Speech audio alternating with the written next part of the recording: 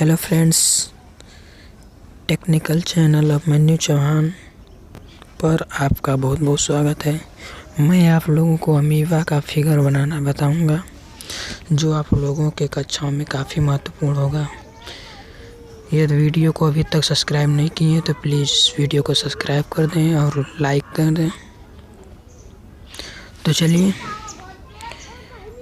Figure को बनाना start करते हैं। फिगर बनाने के साथ साथ मैं आप लोगों को कुछ इसके बारे में पॉइंट्स भी बताना चाहूँगा। तो चलिए इसके बारे में कुछ पॉइंट्स पहले बता देते हैं।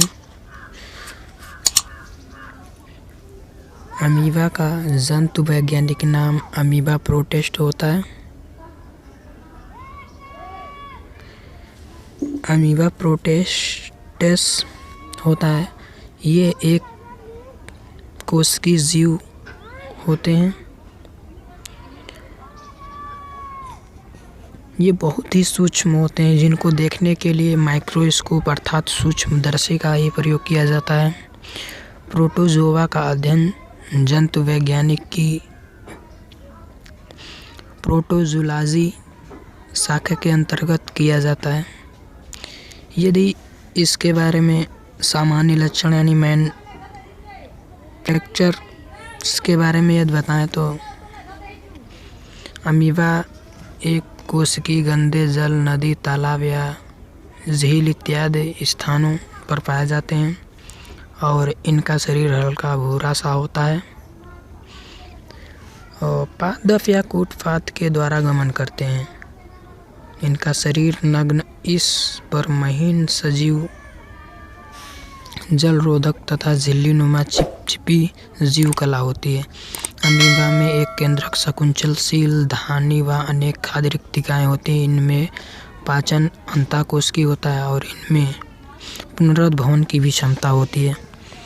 तो इसी के साथ साथ मैं आप लोगों को इसके बारे में कुछ पॉइंट बताया।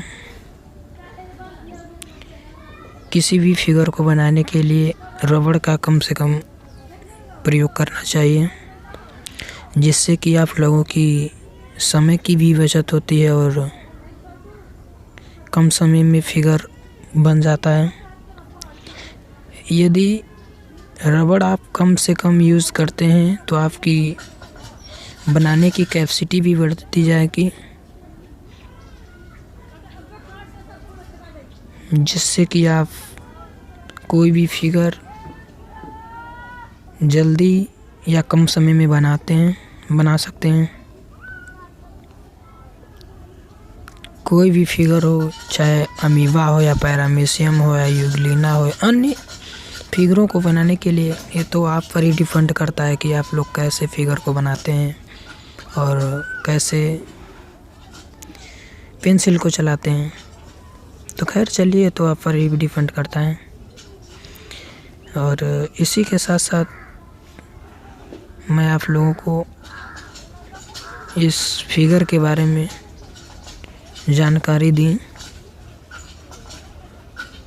तो यदि आप किसी भी फिगर को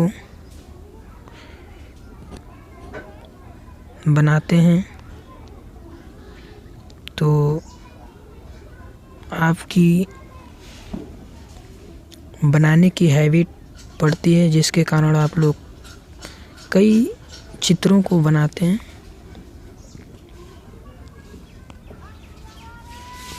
इसी के साथ साथ जैसा कि आप लोग नामकरण देख रहे हैं,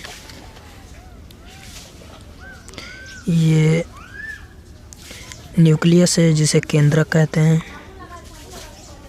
ये ओराइड है।